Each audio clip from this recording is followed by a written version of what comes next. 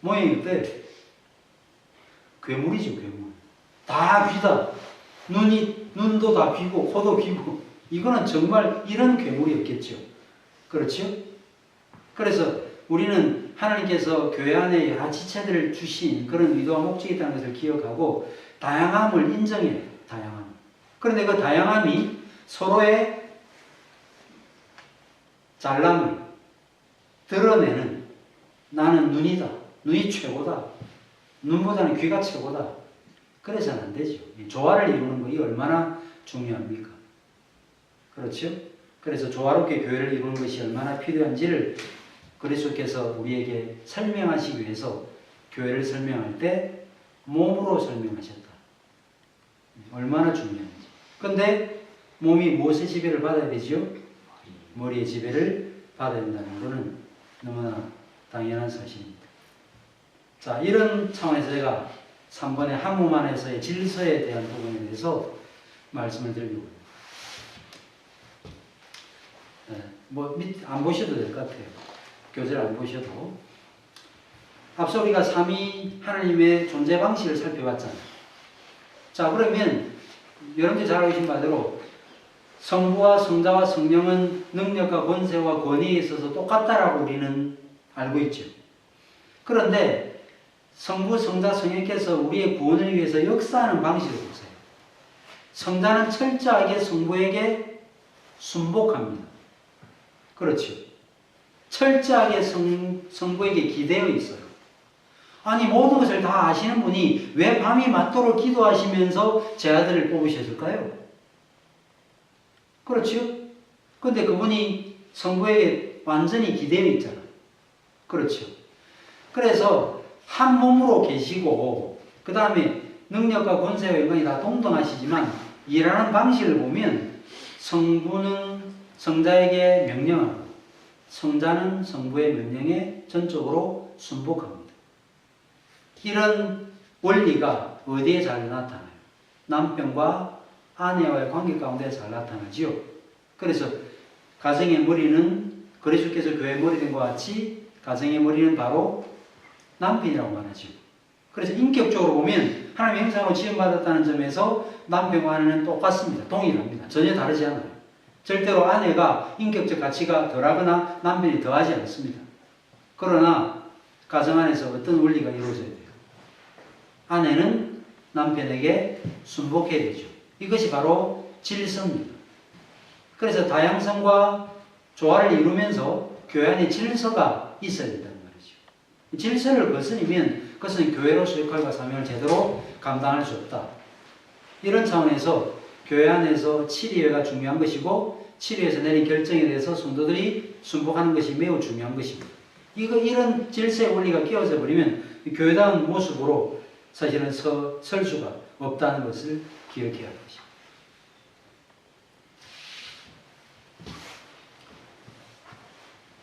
자, 그 다음에 이런 질서의 원리를 따라서 이 교회 정치에 대해서 좀 말씀을 드리려고 합니다. 이사야 9장 6절에 그 어깨에는 정사를 메었다라는 표현이 나타나지요. 그리스도에 대한 말씀 설명하는 내용 아닙니까? 그는 영주하신 아버지라 전하신 하나님이라 쭉 설명할 때 정사를 메었다는 말이 무슨 말입니까? 그리스도가 왕이라 그 말이에요. 아시겠죠? 그리스도가 왕이라는 말입니다. 그 말입니다. 그 다음에 미가 선지자가 미가서 5장 2절에서 뭐라고 말했어요? 여기 나타나고 있죠. 그죠? 베들레헴 에브라다야 라고 말하면서 이스라엘을 무엇할 자? 다스릴 자가 라고 말했잖아요. 그러면 누구를 가리키는 예언이죠? 예수 그리스도가 베들레헴에서 태어날 것을 가리키는 예언이죠. 근데 예수님을 뭐라고 표현했냐면 다스릴 자라고 말했어요. 따라서 교회가 그리스도를 머리로 하는 교회라는 말은 그리스도가 다스리는 분으로 계시다. 이 말은 교회는 어떤 단체냐? 교회는 정치단체. 그리스도의 다스림을 받는 단체입니다. 그 다음에 에베소서 1장 22절 23절에도 보니까 여기 보니까 만물을 그의 발 아래 복종케 하신 후에 라고 말하면서 그를 만물 위에 무엇으로? 교회 머리로 삼으셨다라고 분명히 말씀하고 있습니다. 그렇죠? 자, 그래서 그리스도 그분은 어떤 분이냐면 보편적으로 그리고 우주적으로 주권을 가지고 계신 분이세요. 그런데 그 나중에 온 천지 우주 만물을 다스리고 계시겠지만 그 다스리는 일을 제일 먼저 시작하시는 공동체가 어디냐? 바로 교회라고 하는 것입니다. 교회 안에서 그리스도가 먼저 다스리는 것이죠. 그래서 바울이 교회에 대해서 특별한 주권과 특별한 지배권을 갖고 있다는 사실을 무엇으로 나타내는가? 골로새서 1장 18절에 그는 몸인 교회의 머리라 그랬어요. 골로새서 1장 18절. 그리고 예수님을 또 뭐라고 표현하기도 하는가 하면 목자로 표현하기도 합니다. 목자. 이것도 사실은 주권을 의미해요. 다스리는 자. 그래서 교회는 어떤 단체냐? 정치단체라고 할 수 있습니다. 우리가 보통 정치에 대해서 알레르기 반응을 보이죠? 워낙 정치를 못하니까. 그렇잖아요. 그러나 하나님께서 정치를 하시는 분이세요. 하나님께서 정치를 통해서 교회를 다스리십니다. 그래서 우리는 교회 정치에 대해서 몇 가지 정치 원리가 있는데 그 중에 하나가 뭡니까? 여러분들 그 감리교는 무슨 제도를 갖고 있습니까? 감독 제도를 갖고 있죠. 그죠? 그 다음에 보편적으로 또 그 침례교들 회중 정치라고 말하죠. 그죠? 감독 정치, 회중 정치 그렇게 말하죠. 근데 우리는 장로 정치를 말하죠. 그죠? 장로 정치. 장로 정치가 가장 성경적인 정치라고 우리는 그렇게 보는데 그 장로 정치를 누가 만들어냈습니까? 존 녹스가 만들어냈죠. 그죠? 근데 사실은 그 정치가 존 녹스가 만들어냈다기보다 성경에 있는 원리를 뽑아낸 것이죠. 그래서 이미 장로들이 구약시대 때도 있었잖아요. 구약 이스라엘 가운데 장로들이 있었죠. 장로들을 통해서 교회를 다스렸습니다. 그래서 사도 바울이 했던 중요한 일, 첫 번째 1차 전도 여행 때는 무엇을 했는가 하면 복음을 전했습니다. 그 다음에 2차 전도 여행을 할 때를 잘 보세요. 그 다음에 어떻게 했지요? 예, 학성마다 돌아다니면서 장로를 세웁니다. 그래서 목회 서신서를 읽어보시면 어떻게 직분자를 세워야 되고 어떤 사람을 직분자로 세워야 될 것인지 거기에 상당한 지면을 하여서 설명하고 있는 것을 보게 되지요.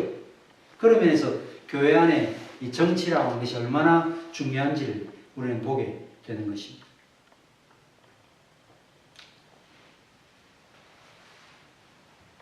자, 그러면 다섯 번째 교회 직분을 한번 보겠습니다. 교회 안에 이제 직분이 있는데 어떤 직분이 있지요? 목사, 장로, 집사 이 세 가지 직분이 있습니다. 그래서 칼빈은 여기도 나타나고 있지만 목사, 신학교사, 장로, 집사 네 가지 직분으로 이해했는데 보통 우리 개혁교회, 장로교회는 세 가지 직분만을 인정합니다. 그래서 제가 있는 합신의 교단헌법도 마찬가지고 보통 그런데 임시 직분에 권사와 설립자가 들어가 있죠. 그죠? 그것은 교회를 세우는 임시 직분이라고 이야기하고 있고 가장 중요한 세 가지 직분은 목사, 장로, 집사인데 이 세 가지 직분을 가리켜서 그리스도의 삼중직으로서의 직분이라 이렇게 표현해요. 왜 그러면 그리스도의 삼중직으로서의 직분이라고 표현하느냐? 그리스도의 삼중직 뭐죠? 왕, 제사장, 선지자죠. 그죠? 그러면 자 목사는 어떤 직분하고 연결돼요? 선지자하고 연결되죠. 하나님의 말씀을 받아 전하는. 그 다음에 왕은 다스리는 장로 직분. 그 다음에 집사는 궁일의 사회를 감당하는 제사 직분이죠. 그죠? 근데 여러분들 이렇게 보시면 또 잘못 오해하시면 그렇게 획일적으로 왕은 장로, 그 다음에 선지자는 목사 그렇게 이해하시면 안 됩니다. 그 세 가지 성격이 사실은 하나의 직분에 다 함께 있는 거예요. 자 보세요. 제가 이제 목사잖아요. 그럼 뭐하고 연결된다 그랬어요? 선지자하고 연결된다 그랬죠? 그럼 제가 뭐 하면 돼요? 회개하시오. 예를 들어서. 그죠? 근데 제사장적인 마음이 없어요. 그러면 돼요, 안 돼요? 안 되는 것입니다. 그 다음에 집사님이 나는 국민의 사역만 감당한다고. 나는 말씀은 나는 잘 모르겠고, 그래서 나는 뒷바라지 하겠습니다. 그게 가능해요?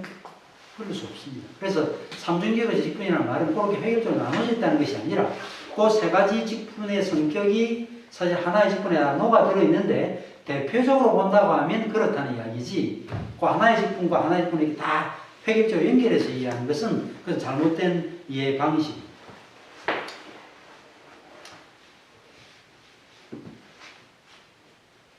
자, 그러면 이 직분의 의미가 뭔지를 제가 조금 이제 조금 앉아서 설명하겠습니다.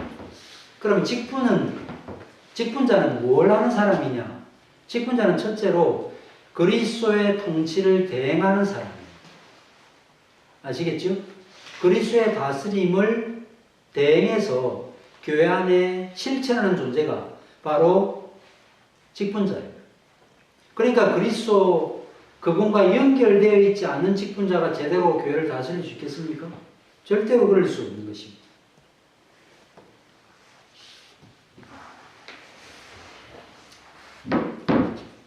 오늘날 그 교회가 그리스도의 몸이다.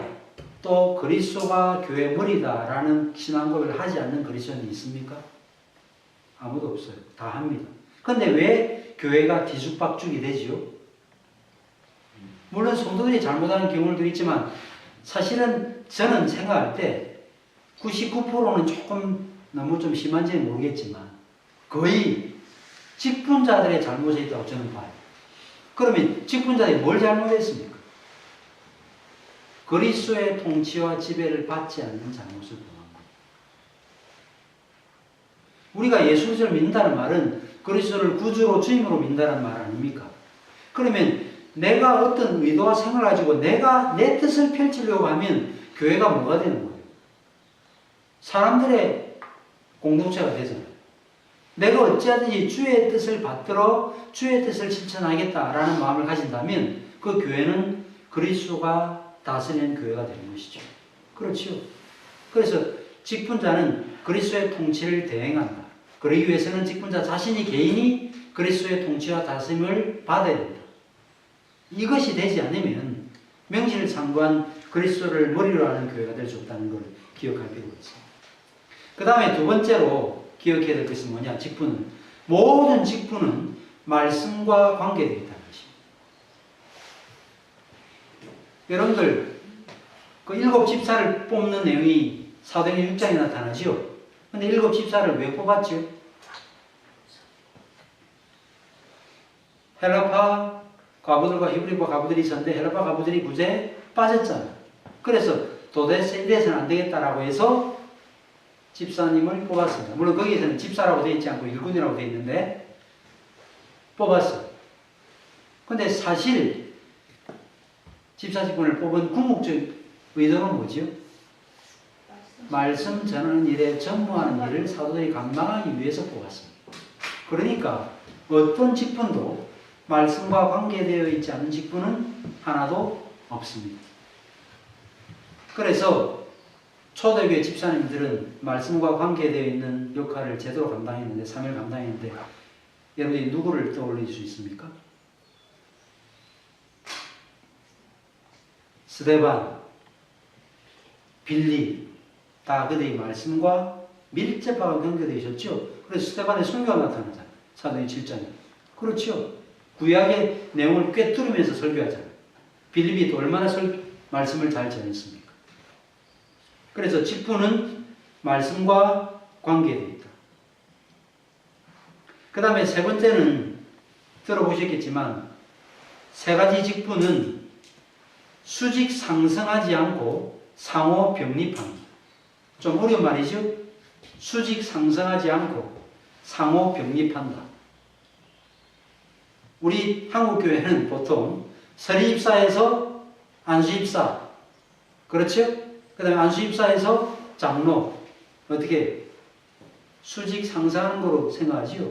그러니까 인사할 때 안수입사 되면 이제 장로 돼야지. 교회 몇 년 다녔는데 이제 장로 돼야 되지 않겠습니까? 그렇게 말하죠. 근데 직분은 뭐하고 관계된가 하면 은사하고 관계되어 있잖아요. 그럼 장로는 어떤 사람이에요? 가르치는 자죠. 그죠? 다스리는 자죠. 따라서 다스리고 가르치는 은사 없는 사람이 그냥 열심히 교회 안에서 집사로 오랫동안 일했다고 해서 장로가 되어야 되는 것이 아닌데, 우리는 어떤 개념을 갖고 있는가 하면 집사에서 장로 되어야 된다고 생각하는 거죠. 그게 아니라는 거죠. 그래서 상호 병립한다는 말이 뭡니까?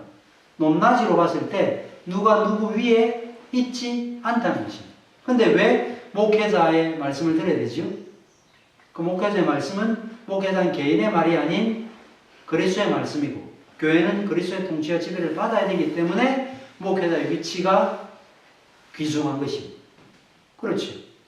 우리는 그렇게 이해해야 것이죠. 그 다음에 직분자의 네 번째 중요한 사역은 뭐냐면, 물론 여러 가지 다 중요하겠지만 그 중에 하나가 뭐냐면요, 신방입니다. 신방. 여러분들 사도행전 20장 20절을 한번 찾아보십시오. 사도행전 20장 20절.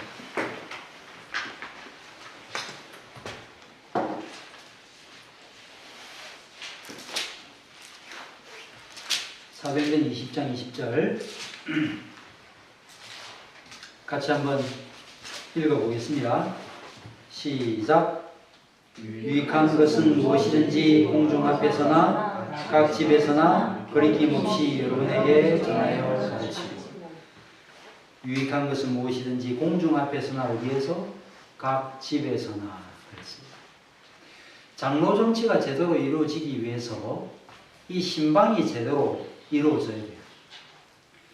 상호 권면한 일이 왜 힘듭니까? 친구들끼리라도 저도 좀 고쳤으면 좋겠는데 하는 것을 왜 말하기가 어렵지요? 그것은 서로 간의 신뢰관계가 형성되어 있지 않기 때문입니다. 평소에 신뢰관계가. 그렇죠.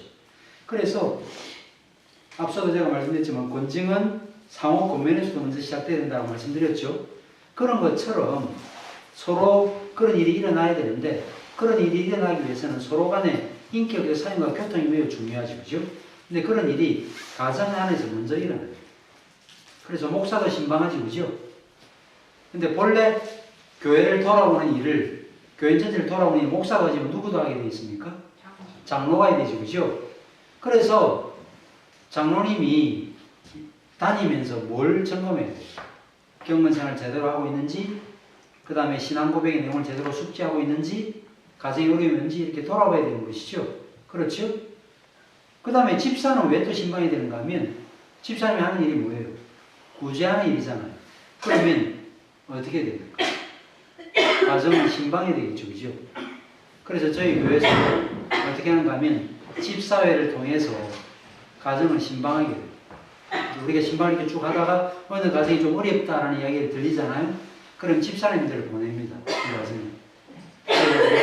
신방을 구체적으로 이제 하는 거죠. 그러면 경제적으로 어리고 있는 사람들을 알게 되죠. 그럼 그 집사회를 통해서 구제를 하도록 그렇게 하는 거죠. 그러니까 이런 그 세 가지 직분이 서로 연합해서 신방을 제대로 해야 장로 정치가 제대로 이루어질 수 있다 하는 것입니다.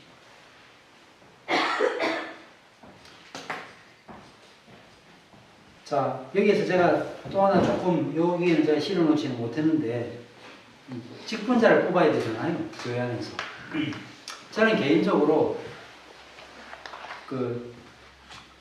분명히 사도 바울이 그리스도께서 이 땅에 오시고, 그 다음에 부활하시고 난 다음에 교회에게 주신 가장 귀중한 선물이 은사와 직분자라고 말씀드렸죠. 그런데 교회가 어려워지는 이유가 직분자 때문에 어려워지죠. 근데 어떤 거를 제가 보게 되는가 하면, 어떤 교회가 정말 일어나지 않아야 될 어떤 일이 교회 안에서 일어나잖아요. 그럼 그 교회 안에 하나님께서 어떤 일을 하시는가 하면, 여러분들 구약교회에서 구약 성도들이 제대로 어떤 일을 하지 못할 때 잘못된 지도자를 세워서 그 지도자를 통해서 그들을 억압합니다. 무슨 말인지 아시겠죠? 그게 하나님께서 교회를 징계하는 방식이에요. 르호보암 같은 사람. 아시겠죠? 솔로몬이 일어난 다음에 르호보암이 더 더 강하게 나왔잖아요. 그래서 제가 어떤 걸 보는가 하면 그 직분자는 그 교인의 영적인 수준이에요.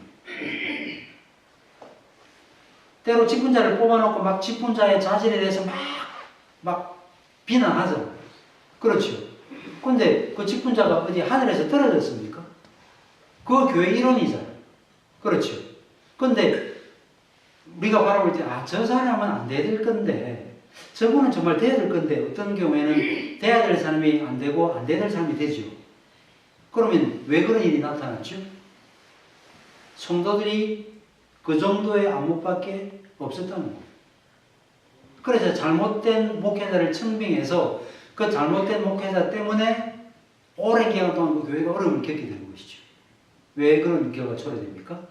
그런 정도로 직분자를 제대로 볼 수 있는 안목이 없었다는 이야기 아닙니까? 그래서 직분자에 대해서 제대로 이해할 필요가 있는데 디모데전서 3장 2절, 3절을 한번 보겠습니다. 한번 찾아보십시오.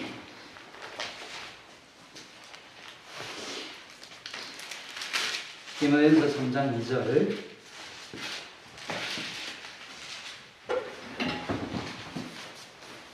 좀 추우네요.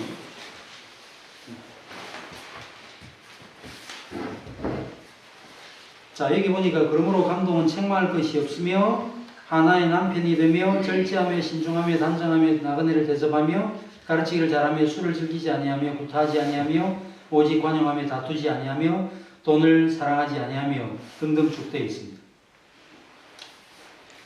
여기 책망할 것이 없다는 말이 무슨 말입니까? 이 말은 죄를 지은 적이 절대로 없다는 뜻이 분명히 아닐 것입니다. 그렇죠? 일반적으로 잘못한 일이 없다. 그러니까 눈에 두드러지는 어떤 잘못을 한 일이 없다는 사실을 지금 말씀하고 있는 것이죠. 그리고 뭐 하나의 남편이 된다는 말은 뭐 법인적으로 하나의 남편이지 그럼 두 아내의 남편입니까? 뭘 이야기하고 싶은 거예요? 당시에 일부 다처제나 혹은 동성애가 퍼져 있었던 그런 상황 가운데 지금 이 말씀하고 있는 것이죠. 단순히 그냥 혼인한 사람만 감독이 될 수 있다는 뜻은 아닙니다. 왜냐하면 사도 바울이 혼인했습니까? 혼인하지 않았잖아요. 그렇죠. 이 말은 무슨 말입니까? 모범적인 부부 생활을 하는 사람이라는 뜻이죠. 하나의 남편이 된다는 말은. 어쨌든 여기 등등 쭉 이야기를 했는데 여기 한번 잘 살펴보세요. 뭐 제가 이게 시험 관계상 뭐 설명하지 않겠습니다. 관대하고 다투지 않아야 된다. 감독은 절대로 분내서는 안 된다. 뭐 보통 사람들이 기선을 제압하기 위해서 보통 세게 나오죠, 그죠? 보통 그렇지 않아요. 그런 사람이 아니다. 등등 이야기를 하고 있습니다. 여기 보니까 12가지 덕목들이 쭉 나타나는데 잘 살펴보시면 잘 가르치는 것을 제외하고는 다 뭐가 관계되는가 하면 그리스도인의 품성과 관계되는 거예요.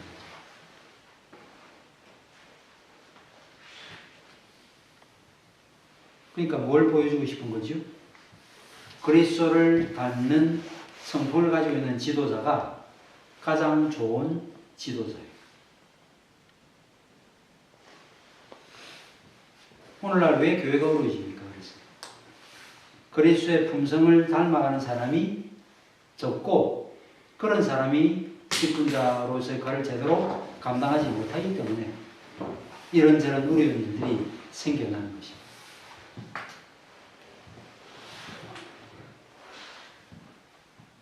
저는 그래서 개인적으로 신앙생활의 핵심은 물론 우리가 구원받죠.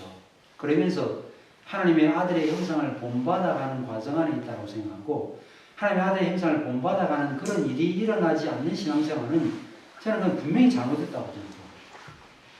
그런 일이 일어나지 않기 때문에 교회 안에 가지고 있는 은사를 가지고 자기를 증명하려고 하고 또 직분을 가지고 자기의 어떤 이권을 위해서 일을 하려고 하고 일을 위해서 일을 하려고 하고 하는 그런 일들이 일어나게 되는 것이죠.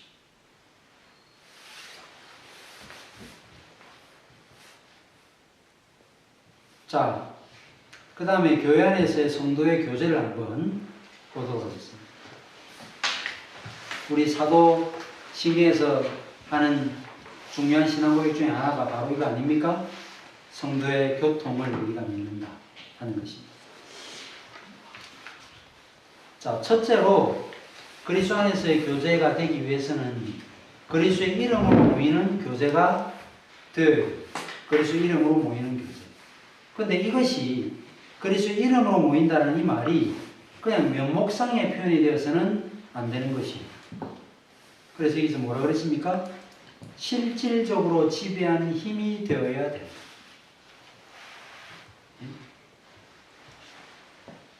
그래서 칼빈이 이 어구를 염두에 두고 뭐라고 말했는가 하면 같이 모이는 자들은 우리들이 그리스도께 다가가려는 길을 가로막는 모든 방해물을 버리고 진실하게 그분에게 다가가기 위해 봉사하고 그분의 말씀에 순종하고 그리고 성령의 지배 가운데 자신을 바쳐야만 된다 라고 말했습니다. 그러니까 그리스도가 드러나고 그리스도가 빛나는 그런 일과 관계되지 않는 그런 모임이 되어서는 안 된다. 어떻게 하든지 그리스도가 드러나야 하는 것이죠.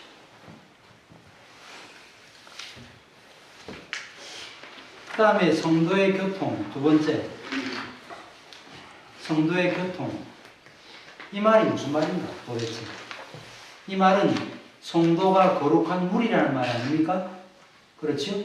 그래서 거룩한 자들, 거룩한 무리의 교통이라는 말로도 볼 수도 있겠고 혹은 거룩한 것들의 교통이라고도 볼 수 있겠는데 더 중요하게 우리가 포인트를 둬야 될 내용은 바로 거룩한 무리, 성도들의 교통이라고 하는 여기에 우리가 더 초점을 맞춰야 되겠습니다.